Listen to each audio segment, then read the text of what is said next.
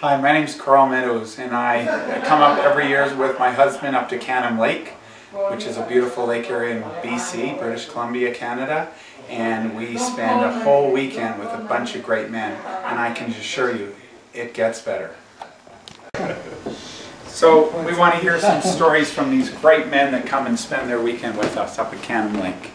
Here they are, guys! Uno.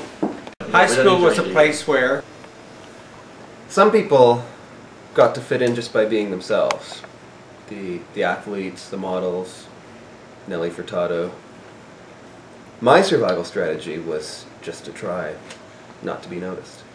So being unique and standing out from the crowd may cause you to be the target of bullying, and that is bad, but being original is something to be admired for. It's the people that are unique will be the ones to change and shape our future.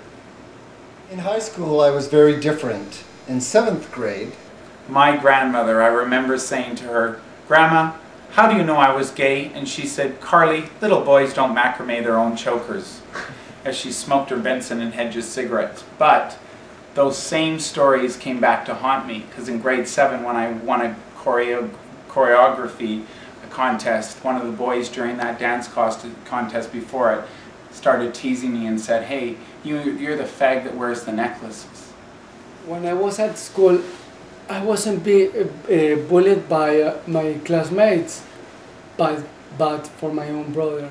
When I was in high school, I remember guys calling me faggot, and I don't know how they really knew because I didn't really know yet.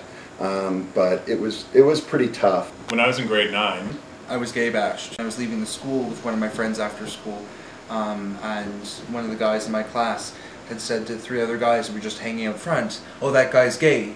He hit on me. Go beat him up." So they did. My uncle Alex was a minister of God. When he found out I was gay, he decided to come to my place to beat me up. But it gets better!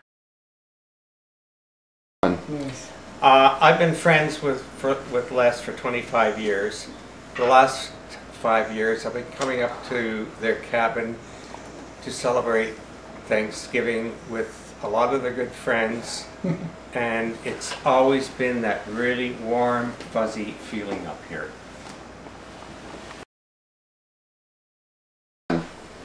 You might feel like you don't have anybody to talk to. You're scared to confide in your best friends or your family, but you should realize that there are people that care about you. Somebody, your closest friend, will accept you for who you are, as long as you're honest with yourself and them. They will love you. When I got old enough to live on my own, I moved to Vancouver and met some wonderful friends. I've learned a lot by accepting myself. being gay as a man, I've found to be more accepting of other people's customs and diversity because I'm an invisible minority myself, and so I accept people for who they are. Les and I met at the gym in West Vancouver or North Vancouver.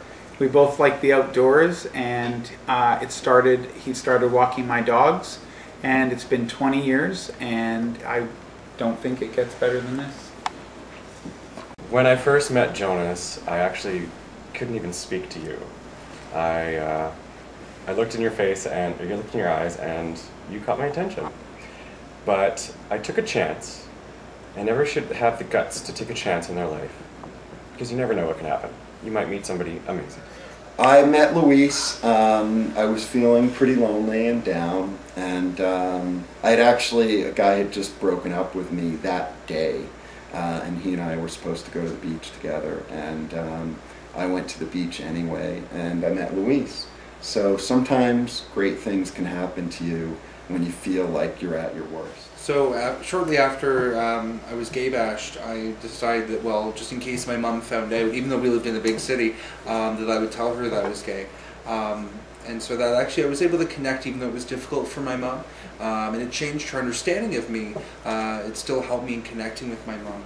And the other thing that was difficult but may have helped other people is that by being out in high school, I felt for myself, with my reality, that if other people in high school knew someone in high school who was gay, that when they grew up, they would have already known someone who was gay.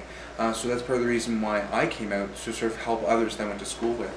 Additionally, working with people who are different. In my work now as a social worker, I'm able to connect with people on all sorts of different diversity topics because I understand in my way what it is to be diverse, and I can use that to help others. My Uncle Alex, he never consummated his marriage. He was at 83 when he passed on. He had his own demons. After confronting my fears, I realized that I wouldn't be happier as anybody else other than me. I try to understand my brother. My parents always used to tell me, don't worry about it. He's a very difficult kid, and everything is going to be wonderful for you. And honestly, life is wonderful. You might feel all alone, but It gets better! Evangelical. My uncle We're gonna have to cut was. together the updates of this. stop, guys.